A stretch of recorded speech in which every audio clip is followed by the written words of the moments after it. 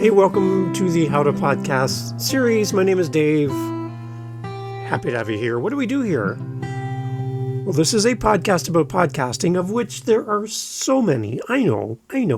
What do we do different? Well, first of all, this isn't a podcast with one point of view being mine, because I only know what I know and I don't know what I don't know. So I bring on great co-hosts to talk podcasting, to introduce you to other podcasters, and to learn from other people who may have a totally different approach to podcasting. So when you go listen to some of those other podcasts about podcasting, generally the information is filtered from a single point of view, and you're going to get one side of the story. Here, you get all the different sides of the story through our amazing co-hosts, our Daily Daves, and solo episodes like this today. And today, I want to correct the record, because I am seeing a lot of people who have no sweet clue what they're talking about. And they're talking about video and podcasting and how it's this brand new thing, everyone. Ooh, shiny. Well, sorry to break your bubble. And I'm sorry that you haven't done your homework, but video podcasting has been around for a long time. And I think you're missing the boat here. So when you go into a Facebook group and you bring up video podcasting and you hear people say that podcasting is audio only, it's not. It isn't. Video podcasting has been around from the beginning. It's kind of faded away over the years, but it's still been there the whole time. You just haven't been looking in the right spots.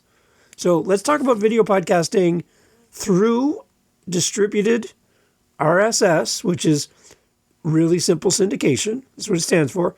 Just like your audio goes to Apple and Spotify and Audible and AfroPods and all those podcatchers out there in the world where you can listen to your show, video also travels through the same process, and it's been there from the beginning.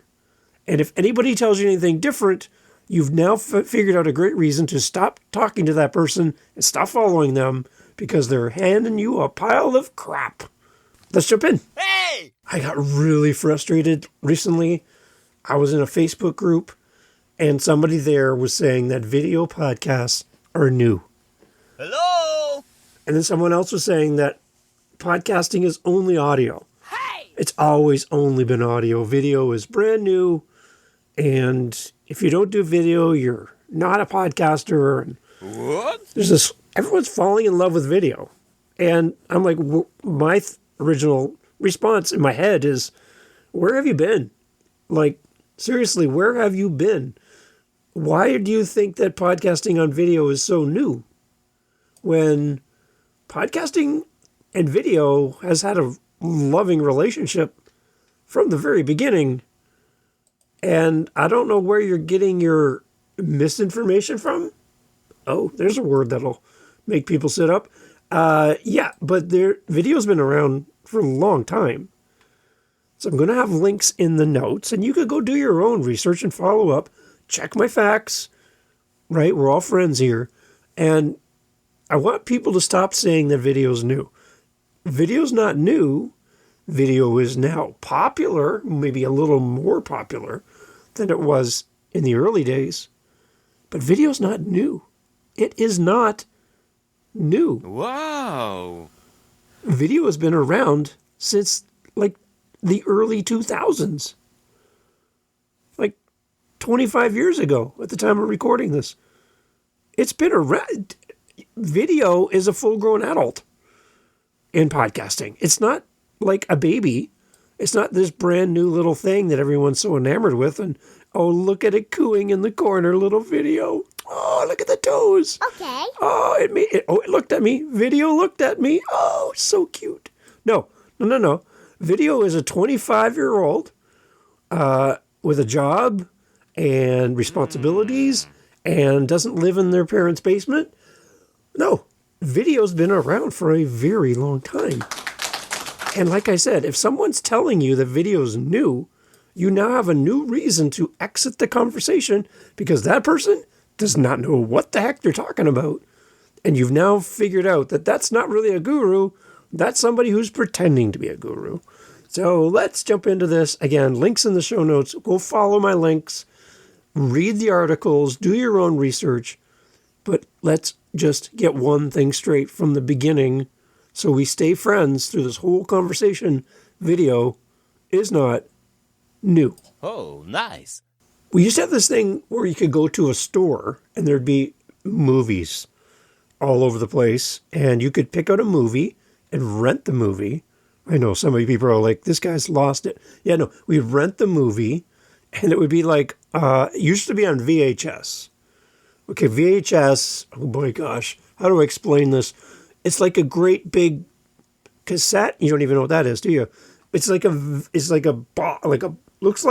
I don't know, a very large chocolate bar. I don't know. And you put it into a machine and this video would play onto your television. Oh, so hard to explain. Anyways, there was a sticker on this because you would watch the video to the end and then you'd have to rewind it. Ooh. Like back to the beginning. I know. Doesn't that sound so inconvenient? Oh my gosh, you could hardly sit still long enough to watch a movie on Netflix. You have to actually rewind the video before you take it back. And they got to the point where they would actually sell rewinders. Okay, I feel so old right now. I'm sorry. You'd have to get a rewinder, which was on top of having a way to play the video. You had to have a second machine to rewind the video. And video stores, you might have heard of Blockbuster, maybe. They'd have these stickers that they would put on the movie, and it would say something so simple. It would say, be kind, rewind. Please be kind, rewind. And these stickers would be there as a reminder. And some video stores would actually punish you for bringing back movies that weren't rewound. They also would have machines at the video stores to rewind the movie back to the beginning for the next person. We're all friends here. Can we just rewind? Please be kind, rewind. So what I want to do with this episode is I'm putting this gigantic sticker on here. Please be kind, rewind. Let's rewind the conversation back to the beginning of podcasting so that you can understand that video has been a part of podcasting from the very beginning. I recently had Bob Lament on the show. He came on, and if you have been on YouTube or you've watched the video on Spotify, I did a full video with Bob, who was one of the original 50, pause for effect, 50 podcasters that launched podcasting. I'll say it again for the people in the back of the room who just looked up from their phone. Bob was one of the original 50. How many podcasts today, Dave? Like 4 million? Bob was one of the original 50 shows that was part of the initial launch of podcasting. You're welcome. Now, Bob has talked to me about this. I've talked to other people about this. I've gone and listened to other shows and listened to experts who've been around from the day one of podcasting.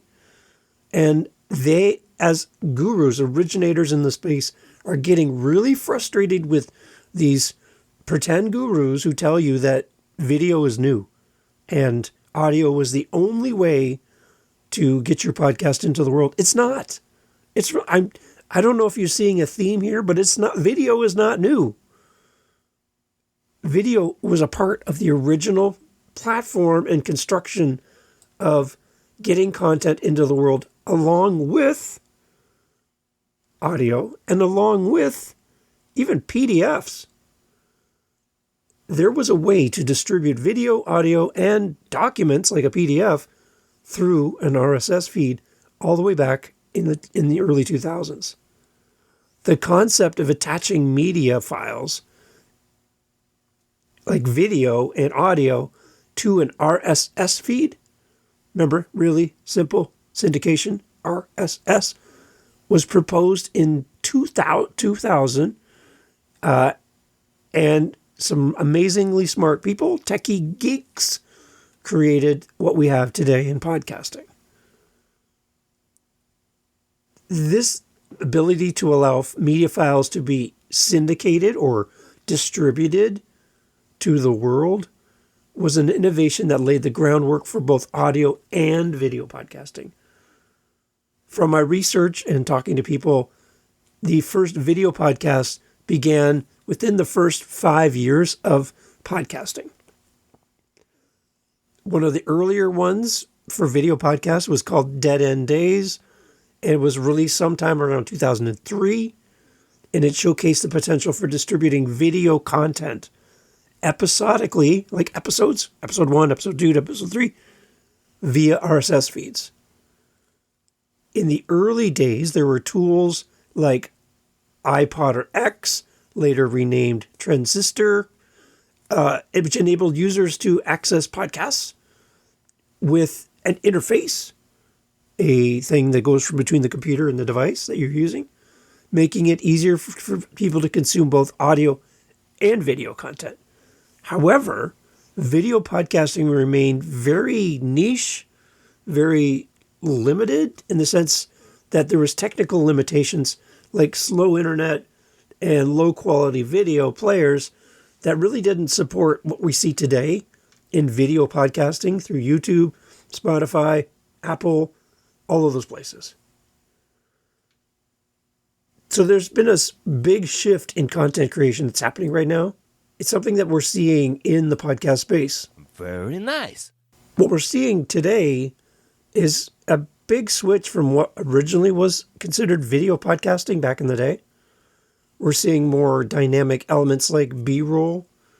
So you have the two talking heads and then they cut to something and they come back, right? That kind of stuff. B-roll footage, on-screen graphics, short form clips, optimized for platforms like Instagram Reels, YouTube Shorts, TikTok. These are all becoming popular for more promotional purposes and for podcasting. There are several hosting sites where you can give them your video and they will distribute it across multiple platforms. There are also sites that you can give your video to and they will only upload to their own site. They won't send it to anybody else, not the competition, just for themselves. So that video podcast I did with Bob Lament, again, one of the original 50 podcasters, I uploaded it to Spotify directly. Okay? Didn't go to Apple. It didn't go to all the other places that support video podcasts. It went just to Spotify. I also then separately uploaded the same file to YouTube directly. It only went to YouTube. So that video file only lives on Spotify, only lives on YouTube. Now here's the danger. When you upload a video file to a single location, you are now doing the work multiple times separately, which means you're not using the RSS feed. An RSS feed was to be really simple syndication, meaning you post it one spot and it goes everywhere. Everywhere that's connected to your RSS feed. Following me? So you upload it once and it goes to multiple locations. In our new world of video podcasts, you can upload it through an RSS feed. There are certain hosts, podcast hosts, that support video, and those who say, absolutely not. We're never doing video. So you need to decide that if you're going to go video podcasting and you want it sent out through the same feed that would support audio, you want a video to go out in the same way, you have to pick from a certain group of podcast hosting sites that actually support video podcasts. And there's only a few. And it's going to change. So if I put all the list in here, it might change tomorrow. So reach out to me. I can walk you through it and give you some insight outside of the podcast. Because this is evergreen content. 2 years from now, I have no idea what's going to happen. But if you need help, reach out to me, howtopodcast.ca. So there's several hosting sites that allow you to upload a video to them, and they will distribute it in the same way an audio would go out to multiple places. They will distribute it to video platforms in multiple places. But again, not all hosting sites do video. Just keep that in mind. So if you're a video first podcast, then you need to select from the small group of hosting sites that'll actually support you. Or you upload one at a time to the different players on your own. Now, I'm the type of person who likes to post once and then it just does what it does behind the scenes and I move on to something else. The idea that I'd have to go to multiple sites and locations and manually upload this video one at a time, that's a commitment of time. And you need to understand that when you do that, you are creating a lot of work for yourself, a lot of steps that have to be done manually, and you're losing the power of an RSS feed. What also comes back to you from an RSS feed are stats, analytics. When you manually upload to these sites like Spotify and YouTube individually, you then have to go to those sites individually to get any kind of idea on stats, because the hosting sites that don't support video have no vision to your stats and players and how many times it's been viewed and all of that. They don't see that because you bypassed the RSS, you bypassed the hosting site, and you as a creator are now having your own connection with the hosting site one-on-one, and you've just ignored your hosting site. One other caution for you, and as people fall in love with Spotify video, there's something I think you don't understand or hasn't been clearly explained to you, because I see a lot of gurus doing video podcasting on Spotify, but not telling you the downside of video podcasting. Simply, when you post if you have had traditionally an audio podcast that's gone through your hosting site to Spotify, and all your audios just go there naturally, the moment you do a video podcast, so you have an audio track and a video track for your audience on the same feed, they have the same content as audio and video to pick from. The moment somebody clicks on the video podcast, they hit play on video. What happens is the connection between the video file that's playing now on your phone and the hosting site, that relationship is broken. If they clicked on the audio podcast instead, then that information would flow back to your hosting site. Because you uploaded directly to Spotify the video, Spotify defaults to the video version. And if you decide to pick audio, Spotify will take the audio from the video and make that the audio playing for the episode. Thereby, let's give you an example. Say in the video podcast, you have no intro music, no outro music. You have no sponsorship spot in the middle where you manually put something in there. Dynamic ads, which would be something that you can change at any time and drop in a new sponsor, or you're speaking at a conference next week, and then the week after that you're speaking somewhere else and you want to change that ad dynamically. All that work you do for an audio podcast, the music intro, all that great stuff that you don't do for the video, people aren't going to hear the audio version. They're going to hear the audio from the video version. So not only are you not getting your information that's coming back to you on the listening side from an audio file, you're blocked from that by them using the video version. You are not able to do anything dynamically, and you're going to lose the look and sound of an audio podcast and all the bells and whistles you put into the audio version. This is really hurting people who are making money with their podcasts with ads and listeners, analytics and stats and all of that. They're seeing a reduction in engagement and the numbers that they give back to their sponsors. If you don't make money from your podcast, then you don't need to worry about any of that. I just want you to know that the moment you put video onto a podcast on Spotify directly, you to Spotify outside of your hosting site, the moment you do that, then the video will then supersede the audio version of your podcast. And now you have two versions of the same thing, a video and an audio. The video is going to take that spot, and they're going to pull the audio from the video at the expense of the original audio-only version of your podcast. Keep it in mind, that's what's happening outside of an RSS feed when you upload directly to the hosting site. What? One of the big advantages of an RSS feed from day one, both audio and video, is that nobody can take away your podcast. They might not show your podcast. They might devalue your podcast. They may try to hide your podcast. But an RSS feed can't be taken away from you.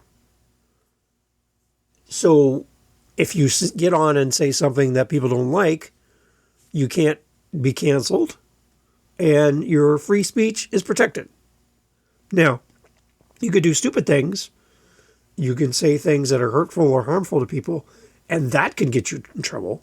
So don't do that. You're a good person. Don't do that. But your RSS feed is protected. The moment you have an ongoing personal relationship with Spotify and YouTube outside of an RSS feed, you're at the mercy of Spotify. You're at the mercy of YouTube. Again, they may bury your content, or they might just not like it and delete it. And what are you going to do?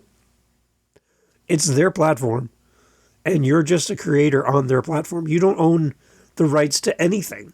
When you upload your stuff to them, they can put ads on your content. They can do whatever they want with it. They can delete it if they want to. They don't like the color of something, or this or that, or what you said, or somebody complained. Gone. An RSS feed, again, travels to many different locations. People can listen, and it's your unique address on the internet where your content lives. There's power in having an RSS feed still, 25 years later. There's still power in it, and I'm encouraging you to consider how video plays into podcasting, and again, to remind you that video is not new. So one other consideration to keep in mind when we're talking about stats, analytics, the numbers that come along with your podcast listens or views for video podcasters, is that when you have an RSS feed and you send out your information through an RSS feed through your hosting site, the information that comes back from you is the number. Now, it's not always perfect, but it's the number that gives you a guideline of how many people are interacting with your podcast. Listen or view, again, podcasting isn't on video, is not new, everybody. The listens and the views, those numbers that come back to you, because it's distributed, syndicated, really simple syndication. Your podcast distributed, you get back information, which you look at and obsess over how many people listened or watched my podcast. The moment you do stuff on your own, separate from an RSS feed, and you do your own upload manually to Spotify, you do your own manual upload to YouTube, you then have a fraction, and what's happening is this fractured approach to your stats, and now you have to go collect, in addition to the information you get from your hosting site for the audio podcast, if there's a video component, you also then have to go to Spotify manually and get that number, how many people watched the video, because again, it's not going to go to your hosting site unless you're hosted through an RSS feed, right? Keep following me here. You have to go manually to Spotify to get that number. You have to manually go to YouTube to get that number, because all that information is not coming back to your host. So if stats are really important to you, if you're going to give it to a sponsor, you now have to go collect all this numbers, all this work, and you manually have to do that. That's the opposite of what an RSS feed was intended to be. A one-way out distribution of your content, and one way back to you information about your listener. That's how it was originally designed. Anything outside of that is going to require you to do manual labor to get all that information and collect it and compile it and stay on top of your stats. So keep that in mind. Although everyone's talking video now, not that it's new, everyone's talking video, understand that if you manually upload to one site at a time outside of using a hosting site, you are now responsible to go back to those sites on a regular basis, collect the data, compile it, and put it all together. One other thing, YouTube has a different definition of what engagement is than an audio podcast might have. So let's just use fake numbers because this changes all the time and everyone has an opinion about this. Let's just pretend for a moment that you have to listen to a minute of an audio podcast to count as a listen, download, whatever you want to use. Terms change all the time. 1 minute. Let's just use that number. Okay. What if YouTube was 1 second of engagement? So you know how a video plays and then automatically goes to the next video, but you're like, I don't want to watch that. Skip. That 1 second on YouTube counts as, if 1 second is the number, I'm not sure. 1 second counts as a view. Is that comparable to a 1 minute of an audio podcast? So if you put those two numbers together, does 1 second of video and 1 minute of audio equal 2 engagements? Or how does that work? Because they're two different numbers. They're apples and oranges. So if you're being truthful to your sponsor, then you have to come up with a way of cleaning up these numbers to make it make sense. Do you see where I'm going here? It's not the same number. So it's going to cause you a little bit of work and a little bit of explanation to your sponsor. And it's going to be homework for you to do. Keep it in mind. It's something to consider. I'm not saying don't do video. I'm saying video's not new, A. And B, video causes you to do a little bit more work than you expected to. So where can we go to get hosted video? I'll share a couple ideas with you. Again, I'm trying to keep this as generic and evergreen as possible. Things are going to change. There's always going to be new platforms and things coming in the future. But for now, as of 2025, spring of 2025, here are a few recommendations. If you want to go with being hosted like an audio podcast and one-click distribution to the video platforms that do support video, all these platforms that have video podcasts. If you want to go through a hosting site, here's a few options for you. David? Like I said, you can go to Spotify and you can upload directly to Spotify, but it's not through an RSS feed, meaning multiple locations at once, one click. Remember, it's one location, Spotify. That aside, there's a few places you can go. One would be Libsyn. Now, Libsyn, Libsyn. Libsyn has been around from the very beginning. It is the old man in the corner as far as hosting sites. A lot of people love Libsyn. I've never used Libsyn personally, but Libsyn has been around since 2004.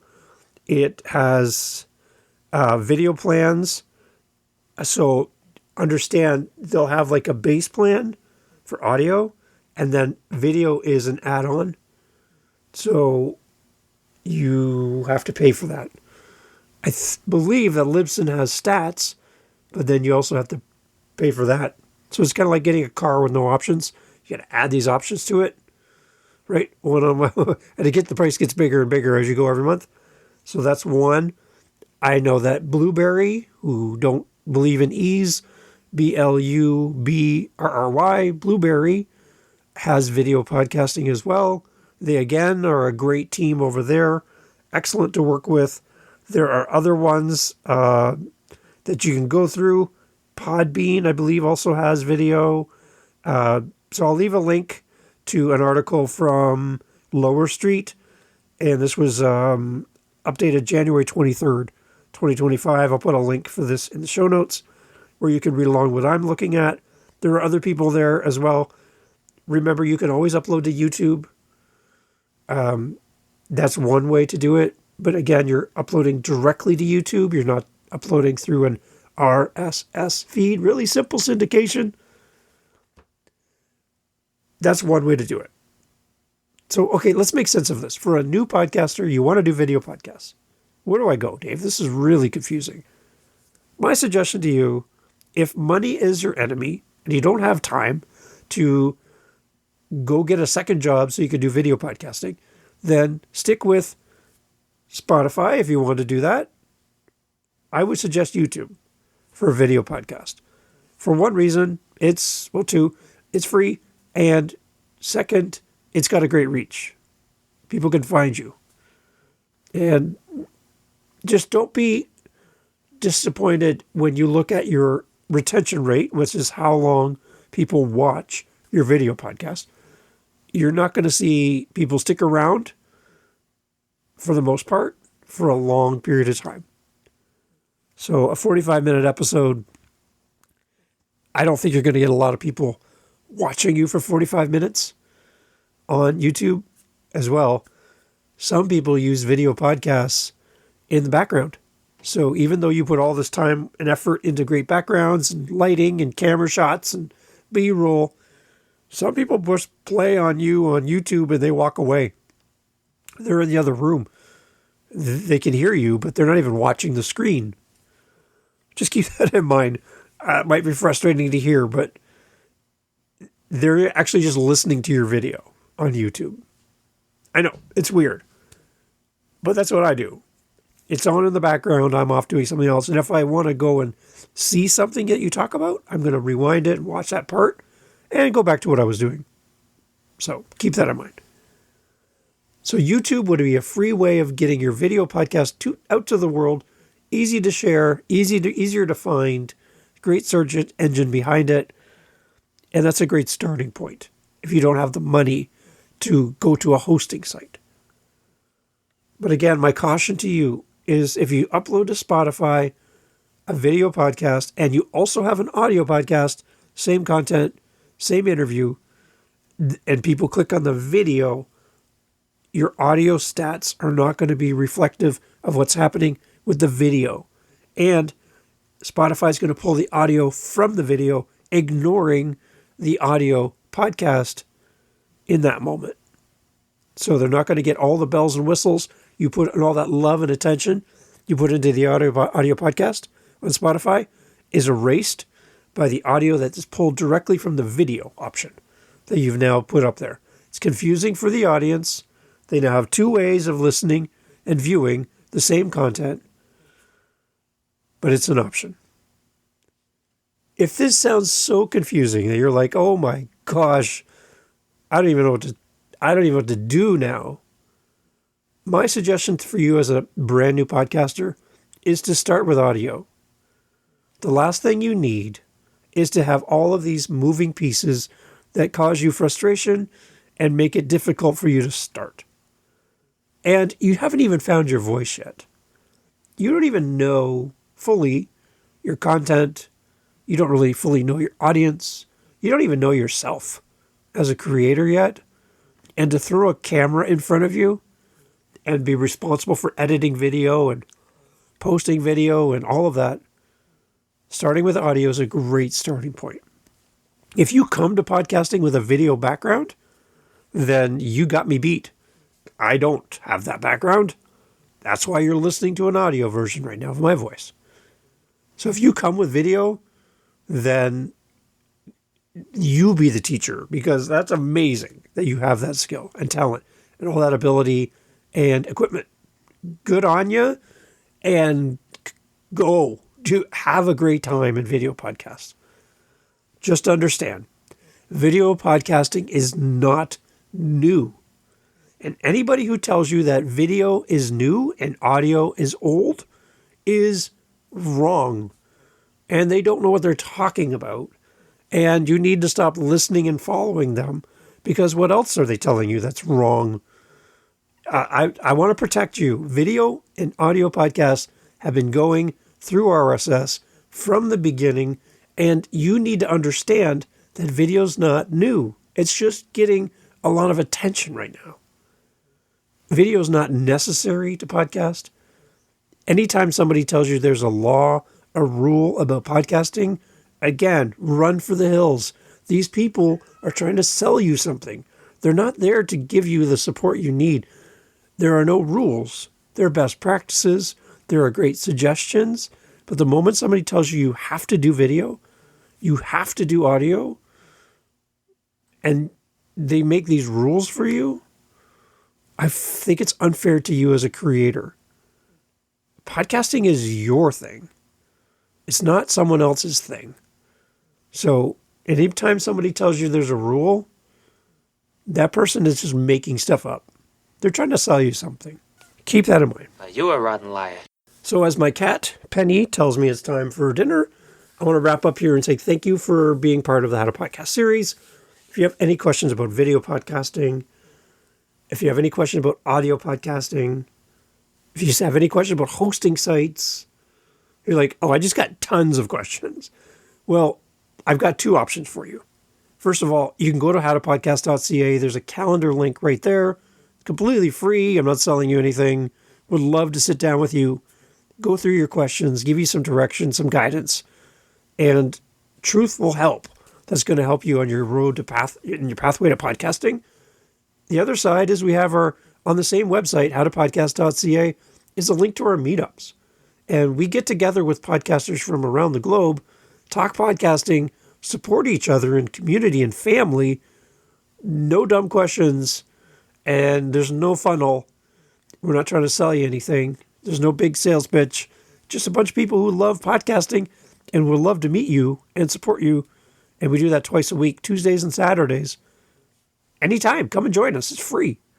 And you'll find all that at howtopodcast.ca.